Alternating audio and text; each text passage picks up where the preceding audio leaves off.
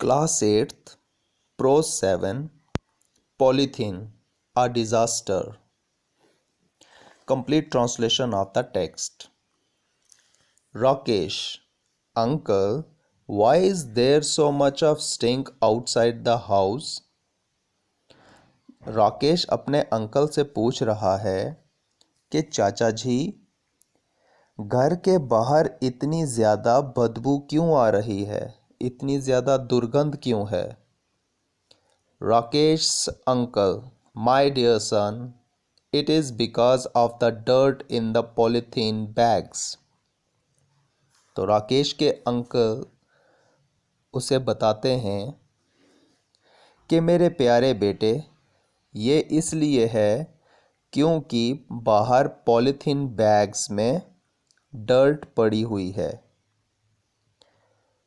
गंदगी पड़ी है पॉलीथीन बैग्स में, उन्हीं के सड़ने की बदबू आ रही है। Rakesh, what is polythene? अब राकेश पूछ रहा है, ये पॉलीथीन क्या होता है? Rakesh uncle, it is a tough, light, flexible, synthetic resin made by polymerizing ethylene, chiefly used for plastic bags, food containers and other packaging. Rakesh के अंकल ये बताते हैं कि ये एक बहुत ही टफ और फ्लेक्सिबल सिंथेटिक रेजिन होता है जो कि बनता है एथाइलिन को पॉलीमराइज करने पर,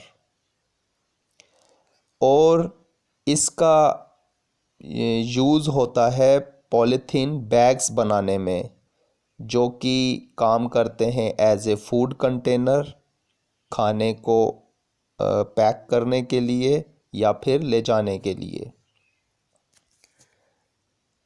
राकेश, हु डिस्कवर्ड इट? अब राकेश पूछता है, इसको किसने डिस्कवर किया था, किसने खोजा? Rakesh uncle, it was discovered by a German scientist Hans von पैकमन.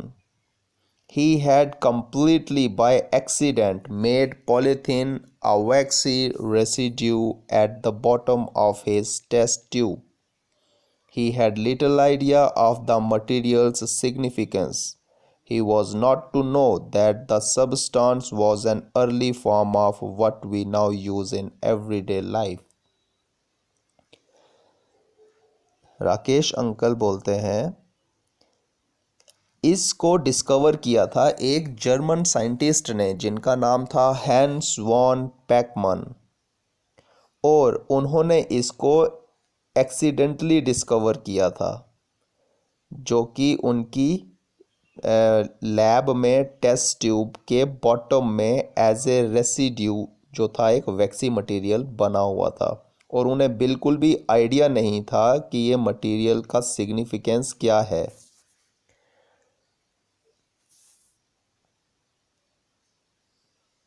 और वो इसको अपने अर्ली डेज़ में इस सबस्टांस को जानना चाहते थे कि ये इसका हमारी एवरीडे लाइफ में इसका क्या यूज़ हो सकता है। Rakesh, but uncle, why are there so many polythene bags? Rakesh पूछ रहा है अपने अंकल से कि इतने ज़्यादा पॉलीथीन बैग्स क्यों हैं? Rakesh father, my son, I will tell you the reason for this. Rakesh के फादर कहते हैं, मेरे बेटे, मैं तुम्हें इसका रीज़न बताता हूँ. Rohit, Rakesh cousin, uncle, I also want to know them. Rohit, जो कि राकेश का कज़न है, वो कहता है कि चाचा जी, मैं भी इसके बारे में जानना चाहता हूँ. Rakesh's father, okay dear, but listen carefully, and I expect that after listening to me, you kids will stop using polythene bags, which we elders have so far failed to do. In fact, You have to make a promise not to use polythene bags and also encourage other kids in your schools and neighborhood not to do so. Rakesh के father कहते हैं, ठीक है प्यारे, लेकिन इसको अगर तुम ध्यान से सुनोगे तो मैं तुमसे ये एक्सपेक्ट करता हूँ कि ये सुनने के बाद तुम बच्चे लोग कभी पॉलीथीन बैग्स को यूज़ नहीं करोगे, जो हम बड़े लोग कोशिश कर चुके हैं लेकिन फेल हो गए ऐसा करने में। और इनफैक्ट तुम्हें ये प्रॉमिस करना होगा कि तुम कभी पॉलीथीन बैग्स यूज़ नहीं करोगे और दूसरे बच्चों को भी जो तुम्हारे स्कूल में हैं या तुम्हारे पड़ोस में रहते हैं उन्हें भी एनकरेज करोगे कि वो पॉलीथीन का यूज़ ना करें। Rakesh and Rohit, all right we promise it. अब राकेश और रोहित प्रॉमिस करते हैं कि ठीक है हम ऐसा ही करेंगे। Rakesh's father, polythene bags are cheap and easy to carry. They are therefore widely used as packing bags. Most people also find them easy to dispose of after use as they are very light and can be easily thrown away. While they were rarely found during the 1960s and 70s, their usage has increased at an alarming rate since they became popular during the 1980s. Rakesh के father कहते हैं कि polythene bag बहुत ही सस्ते हैं और आसानी से कैरी किए जा सकते हैं, इसीलिए इन्हें बहुत ज़्यादा यूज़ किया जाता है पैकेजिंग बैग्स के तौर पर।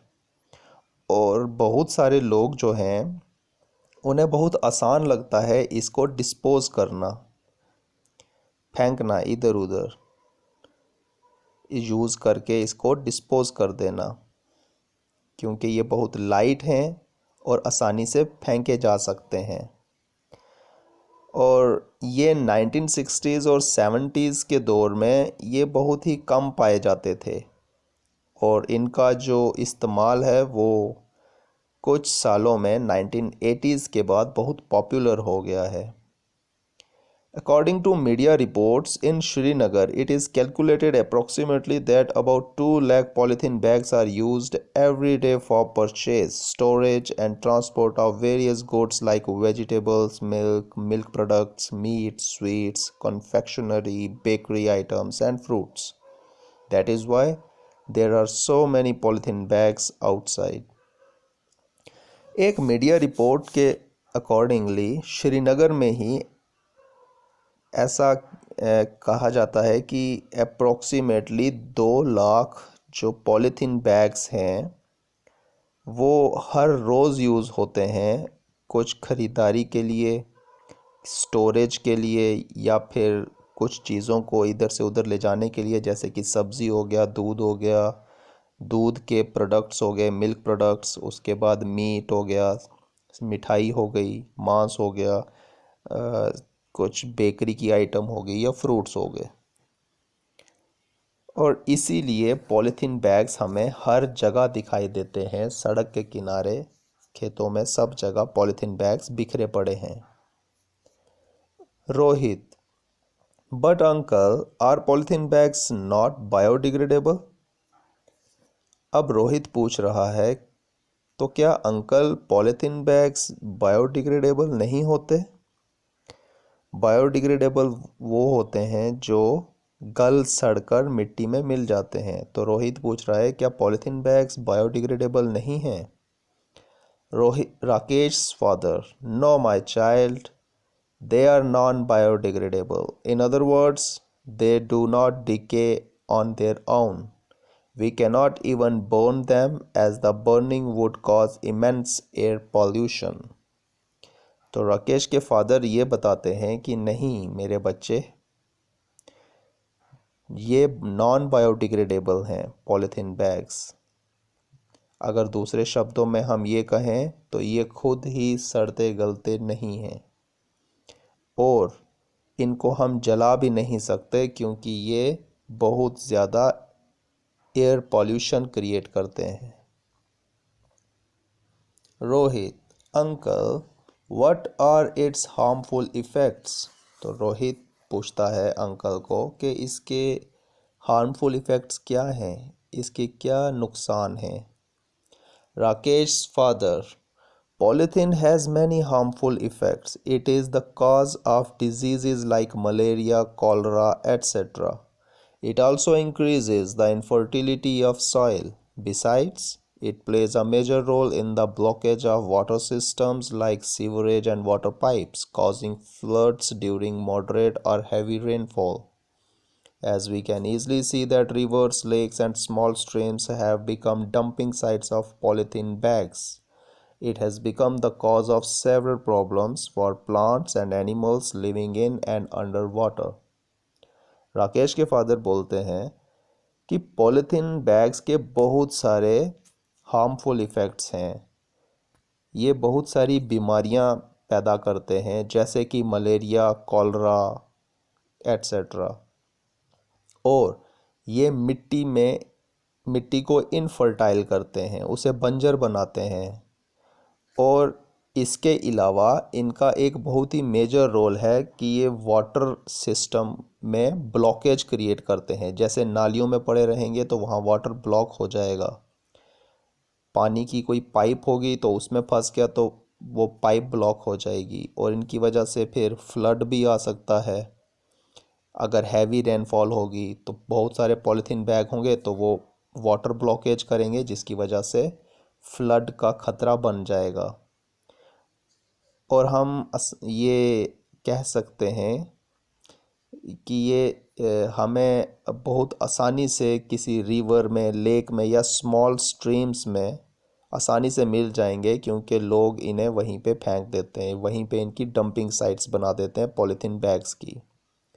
तो इसीलिए ये बहुत सारी बीमारियां पैदा करते हैं और ये बहुत सारी प्रॉब्लम्स क्रिएट कर रहे हैं प्लांट्स के लिए, एनिमल्स के लिए जो पानी में रहते हैं, जो रिवर में या स्ट्रीम में रह रहे हैं।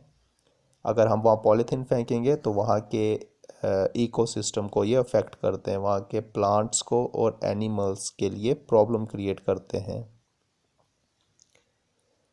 Polythene pollution has widespread and myriad effects on ecosystem. Polythene pollution through biomagnifications enter the food chain and increases along the trophic levels. Polythene pollution जो है ये बहुत ज़्यादा फैल चुका है और ये तो बेशुमार इफ़ेक्ट कर रहा है इकोसिस्टम में। पॉलीथीन पॉल्यूशन जो है ये हमारे फूड चेन में एंटर कर गया है और ये तो ट्रॉफिक लेवल्स में और भी ज़्यादा इसकी तादाद बढ़ गई है। Polythene debris can transport organic pollutants in the seas and oceans. Polythene का जो ढेर है, डेब्री है, जो बहुत ज़्यादा ढेर होता है पॉलीथीन बैग्स का, ये कुछ ऑर्गेनिक पॉल्यूटेंट्स हैं जो अपने से क्रिएट करता है और वो पानी में मिलकर समुंदर में चले जाते हैं, सीज़ में और ओशंस में। Many marine organisms like bryozoans, barnacles, polychaetes, crabs, and mollusks inhabit on plastic and are transported along with the ocean current to new sites where they act as alien species, upsetting the ecological balance of the site. बहुत सारे marine organisms हैं जैसे कि ब्रायोजोन्स हो गया, बार्नेकल्स है, पॉलीकेट्स है, crabs हैं या फिर मोलस्क्स हैं जो कि इन प्लास्टिक्स में प्लास्टिक्स बॉटल हो गई या कोई भी प्लास्टिक की कोई चीज़ है उसमें अपना वो घर बना लेते हैं और फिर वो उसी के साथ तैरते हुए जब ओशन की करंट आती है तो उसके साथ प्लास्टिक के साथ तैरते हुए वो नई जगहों पे चले जाते हैं जहाँ पे वो एक एलियन स्पीशीज़ की तरह एक्ट करते हैं और वहाँ के इकोलॉजिकल बैलेंस को वो अफेक्ट करते हैं। Polythene, a petroleum product, is a suspected human carcinogenic or cancer causing agent। Polythene जो है एक पेट्रोलियम प्रोडक्ट है और इसकी वजह से ह्यूमन बींग्स में कैंसर हो सकता है। ये as a cancer causing agent काम करता है, as a carcinogenic agent. In studies with mice, polythene has been linked to cancer of the colon। चूहों पे ये स्टडी करके पता चला है कि जो पॉलीथीन है इससे कोलोन का कैंसर हो सकता है। When these bags come in direct contact with food, as in packaging, chemicals within the bag can leach out into the food and contaminate it। जब हम पॉलीथीन को यूज़ करते हैं पैकेजिंग के लिए तो इसमें से केमिकल्स लीक होकर हमारे खाने में मिल जाते हैं और उसे कंटेमिनेट कर सकते हैं, उसे ख़राब कर सकते हैं। When burned, they release cancer-causing gases। Polythene can also cause AIDS and thrombosis। और अगर हम इसे जलाएंगे तो ये कैंसर काजिंग जो गैसेस हैं उनको रिलीज़ कर देंगे हवा में, और पॉलीथीन की वजह से एड्स भी हो सकता है और थ्रोम्बोसिस की बीमारी भी हो सकती है। थ्रोम्बोसिस हो गया रगों में खून का कटाव होना, मीन्स खून का बहना लगातार। Rohit, uncle, how does polythene affect the soil. अब रोहित पूछ रहा है कि अंकल, चाचा जी, जो पॉलीथीन है वो मिट्टी को कैसे अफेक्ट करता है, मिट्टी पे कैसे असर डालता है। Rakesh father, my dear, after remaining in the soil it damages the ecosystem of soil by retarding its carrying capacity. Besides, polythene has the property of non-permeability, so it cuts off respiration of soil system, which in turn not only affects plant life but also other creatures living in the soil। Rakesh के father बताते हैं, मेरे प्यारे बेटे, soil में रहने के बाद जो पॉलीथीन है वो मिट्टी के इकोसिस्टम को डैमेज कर देता है, क्योंकि वो उसकी कैरिंग कैपेसिटी जो है उसको रिड्यूस कर देता है, कम कर देता है। और इसके अलावा जो पॉलीथीन बैग है ये नॉन परमिएबल है और ये जो सॉइल की रेस्पिरेशन सिस्टम है, जो सॉइल में हवा जाती है आती है तो उसको ये रोक देता है, जिसकी वजह से जो मिट्टी है उसमें कुछ पौधे और जो दूसरे छोटे कीड़े वगैरह रहते हैं उनको ये अफेक्ट करता है। राकेश, पापा, does it affect animals also. तो राकेश पूछता है, क्या ये जानवरों पे भी असर डालता है।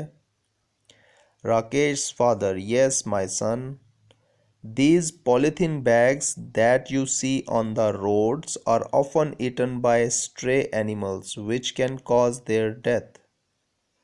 राकेश के फादर बताते हैं, हाँ मेरे बेटे, पॉलीथीन बैग्स जो हैं ये सड़कों पे पड़े हुए जो हमें नज़र आते हैं ये अक्सर कुछ जानवर इन्हें खा लेते हैं जिससे कि उनकी मौत हो सकती है। I remember a newspaper reported a couple of years back that around 40 kgs of polythene bags were recovered by veterinary surgeons in Rajasthan from the stomach of a dead cow। और मुझे याद है कि मैंने किसी न्यूज़पेपर में पढ़ा था कुछ 2 साल पहले कि राजस्थान में एक वेटरनरी सर्जन ने करीब 40 किलो पॉलीथीन बैग्स जो हैं वो रिकवर किए थे एक मरी हुई गाय के पेट में से। Also, it is estimated that about 1 billion marine animals die each year due to polythene pollution. और ये भी एक एस्टीमेट लगाया गया है कि लगभग 1 बिलियन जो मरीन एनिमल्स हैं, जो समुद्रों में जानवर रहते हैं, वो हर साल मर जाते हैं इस पॉलीथीन पॉल्यूशन की वजह से। Rakesh, why doesn't the government ban its use? Rakesh पूछता है तो गवर्नमेंट इसे बैन क्यों नहीं कर देती? Rakesh father, the governments of several countries have already band it's use. बहुत सारी कंट्रीज की गवर्नमेंट ने इसे ऑलरेडी ही बैन कर दिया है। In fact, the government of Jammu and Kashmir has also made a law by which its use has been banned within the territorial limits of the state. और जो Jammu and Kashmir की government है उसने भी एक कानून बनाया है, वाइड SRO 182 डेटेड 18/6/2008, जिसके अकॉर्डिंगली JNK की टेरिटरी में पॉलीथीन का यूज़ बैन किया गया है। But it is the responsibility of the people also to completely avoid its use so that we can save ourselves and our posterity from the harmful effects of polythene. लेकिन ये लोगों की responsibility है कि वो इसे completely अवॉइड करें और हम खुद को सेव करें और हमारी आने वाली जो जनरेशन है हम उसको इसके हार्मफुल इफ़ेक्ट्स से बचा सकें। Now textual questions, working with the text. Question first, what is polythene and who discovered it? Polythene क्या है और इसे किसने डिस्कवर किया? Polythene is a tough, flexible and synthetic resin. It is made by polymerizing ethylene. It was discovered by a German scientist, Hans von Pachmann. Polythene एक बहुत ही सख्त, flexible और सिंथेटिक रेजिन है जो कि बनता है इथाइलिन को पॉलीमराइज करने से, और इसको डिस्कवर किया था एक जर्मन साइंटिस्ट ने जिनका नाम था Hans von Packman. Question 2, what does Rakesh father expect from the kids? Rakesh के फादर अपने बच्चों से क्या एक्सपेक्ट करते हैं? Rakesh father expects the kids to follow his advice and stop using polythene bags. He also wants them to encourage other kids in their schools and neighborhood to stop using polythene. Rakesh के father अपने बच्चों से ये expect करते हैं कि वो उनकी एडवाइस को फॉलो करें और पॉलीथीन बैग्स को यूज़ ना करें, और वो ये भी चाहते हैं कि वो दूसरे बच्चों को भी एनकरेज करें जो कि उनके स्कूल में या फिर उनके नेबरहुड में, पड़ोस में हैं, उन्हें भी वो एनकरेज करें कि वो पॉलीथीन का यूज़ ना करें। Question 3, why is polythene widely used? Polythene इतना ज़्यादा यूज़ क्यों किया जाता है? Polythene bags are cheap and easy to carry. They are also easy to dispose of after use. These are the reasons that polythene is widely used. Polythene bags बहुत ही सस्ते हैं और बहुत ही आसानी से कैरी किए जा सकते हैं, इसीलिए इनको डिस्पोज करना भी आसान है। तो यही रीज़न है कि पॉलीथीन इतना ज़्यादा वाइडली यूज़ होता है। Question 4, what is biodegradation? ये बायोडिग्रेडेशन क्या है? Biodegradation means the process in which things decay naturally. Biodegradation एक प्रोसेस है जिसमें कि चीज़ें नेचुरली सड़ती हैं, अपने आप ही सड़ जाती हैं और मिट्टी में मिल जाती हैं, उसे कहते हैं biodegradation. Question 5, what are the harmful effects of polythene?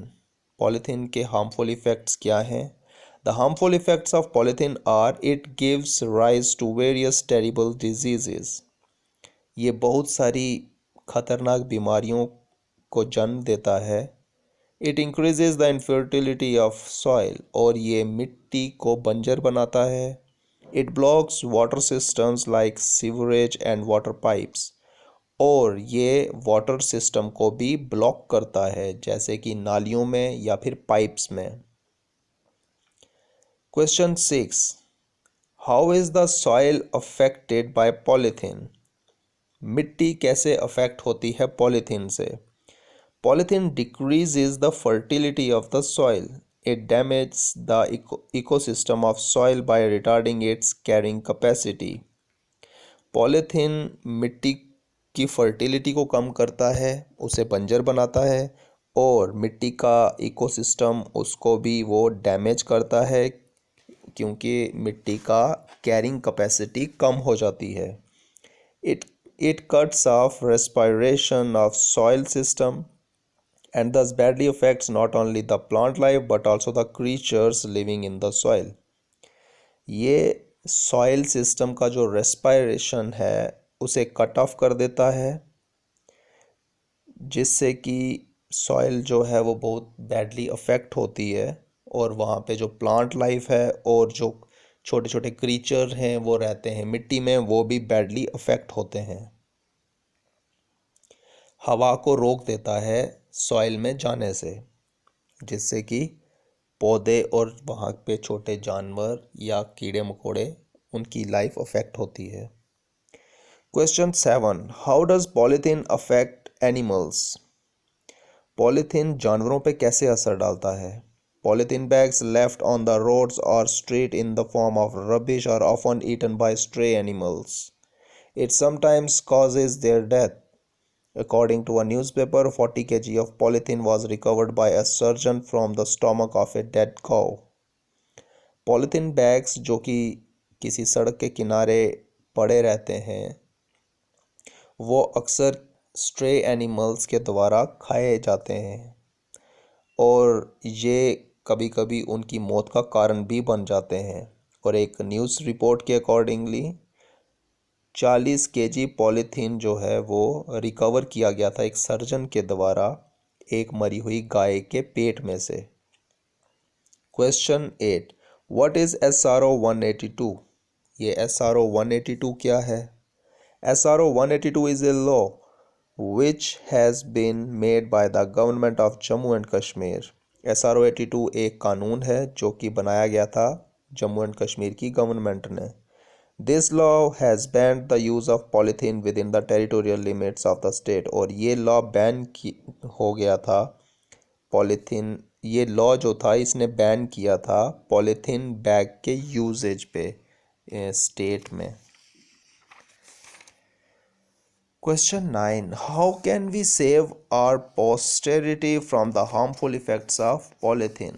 हम हमारी आने वाली नई पीढ़ी को कैसे बचा सकते हैं पॉलीथीन के हार्मफुल इफ़ेक्ट से? We will have to completely avoid the use of polythene. हमें पूरी तरह से पॉलीथीन का इस्तेमाल बंद करना होगा। Only then we can save our posterity from the harmful effects of polythene. तभी हम हमारी आने वाली नई पीढ़ी को इसके बुरे असर से बचा सकते हैं। Now language work. Look at the following sentences from the lesson. While they polythene bags were rarely found during the 1960s and 70s, their usage has increased at an alarming rate since they became popular during the 1980s. In the above sentence, mark the use of article the and the letters with 1960, 1970 and 1980s. The with 1960 is common to 1970 as well. When we do so, we are actually referring to a particular decade of a century. However, when we refer to a particular year, we neither use the nor s. तो ये जो ऊपर sentence पढ़ा हमने, इसमें जो the word लगा है 1960 से पहले, वो 1960 और 1970 दोनों के लिए है। वो इसलिए जब हम ऐसे करते हैं तो इसका ये मतलब होता है कि हम एक डिकेड की बात कर रहे हैं, मीन्स 10 सालों की बात कर रहे हैं, 1960s और 1970s, 10 सालों की कर रहे हैं। तभी हमने इसके साथ एस भी लगाया है और पीछे दा लगाया है। तो लेकिन जब हम किसी साल की बात करते हैं तब हम ना तो दा का यूज़ करेंगे और ना ही एस का यूज़ करेंगे। हमने यहाँ पे एस और दा का इसलिए यूज़ किया क्योंकि हम 10 सालों की बात कर रहे हैं, 1960s 70s, 10 सालों की बात हो रही है। अगर 1 साल की बात होगी तब हम दा का और एस का यूज़ नहीं करेंगे। Now in the following sentences choose the correct sentences. अब इन सेंटेंसेस में हम करेक्ट सेंटेंसेस को चूज करेंगे। First is I have known him since 2009। The freedom struggle against the Maharajas started in 1930s।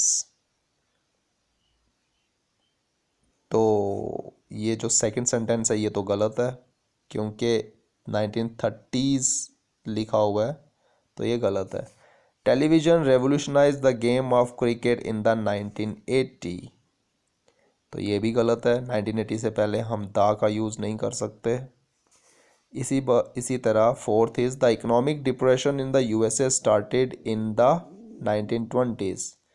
तो ये ठीक है क्योंकि पीछे दा भी लगा और आगे 20 के आगे एस भी लगा, तो मीन्स ये डिकेड की बात हो रही है, तो ये भी ठीक है।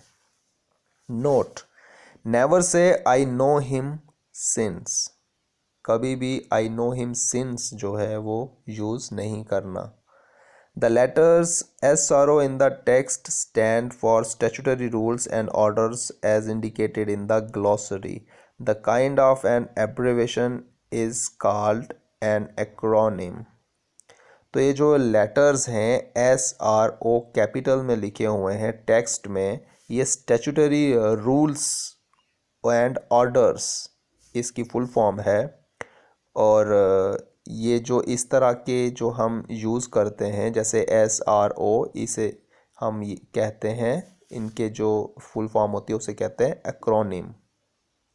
इन्हें हम एक्रोनिम भी कहते हैं। तो what do the following acronyms stand for. तो अब ये नीचे कुछ एक्रोनिम दिए गए हैं, अब हम देखेंगे कि इनकी एब्रीविएशन क्या है। जैसे SRO एक एक्रोनिम है, उसी तरह से ये नीचे कुछ और एक्रोनिम दिए गए हैं। अब हम देखेंगे कि इनकी एब्रीविएशंस क्या हैं। First is IPL। IPL एक एक्रोनिम है, इसकी एब्रीविएशन है Indian Premier league.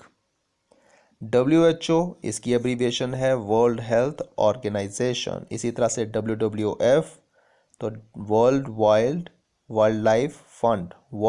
Life Fund या for Nature. ILO International Labour Organization. BBC British Broadcasting Corporation. FIFA the Federation of International Football Association. HBO Home Box Office. PIL public interest litigation. ICC International Cricket Council. IMF International Monetary Fund. Now grammar work. Simple, compound and complex sentences. In your previous books, you have learned that there are 5 kinds of sentences. Now you will learn that sentences are divided into 3 kinds of with respect to clauses. तो आपने पिछली book में पढ़ा था कि 5 kinds के sentences होते हैं। तो अब हम ये लर्न करेंगे कि sentences जो हैं वो 3 kinds में डिवाइड होते हैं विद रिस्पेक्ट टू क्लॉजेस। तो look at the following sentences. Maisha lost her watch. Second, the sun rose and the fog disappeared. Third, Race sold the pen that I had gifted him. The sentence 1 contains only one subject, Maisha. तो पहले sentence में सिर्फ एक ही subject है, वो है Maisha, and 1 finite verb lost, और एक फाइनाइट वर्ब है लॉस्ट, और 1 प्रेडिकेट लॉस्ट हर वॉच, या फिर हम इस एक प्रेडिकेट है lost her watch. Such a sentence which has only one subject and one finite verb or one predicate is called a simple sentence. तो ऐसा सेंटेंस जिसमें सिर्फ एक सब्जेक्ट है और एक फाइनाइट वर्ब है या फिर एक प्रेडिकेट है, ऐसे सेंटेंसेस होते हैं simple sentence. Sentence two consists of two parts. Second sentence के टू पार्ट्स हैं. The sun rose, the fog disappeared. ये टू पार्ट हैं सेकेंड सेंटेंस में. These two parts are joined by the coordinating conjunction and. और इन to sentences को जोड़ा है coordinating conjunction ने, जो कि है and. Further, each part is a principal or main clause or coordinate clause. और हर एक part जो है वो या तो principal है या main clause है या फिर coordinate clause है. Thus, the second sentence, which is made up of two principal or main or coordinate clauses, is called a compound sentence. तो जो second sentence है जो कि बना है two principal या main या coordinate clauses से, ऐसे sentences होते हैं compound sentence. Sentence 3 consists of two parts. Third sentence के two parts हैं. Rice sold the pen that I had gifted him. Part A is the principal और main clause. जो part A है वो प्रिंसिपल या main clause है, Rice sold the pen. And part B is the subordinate और dependent clause.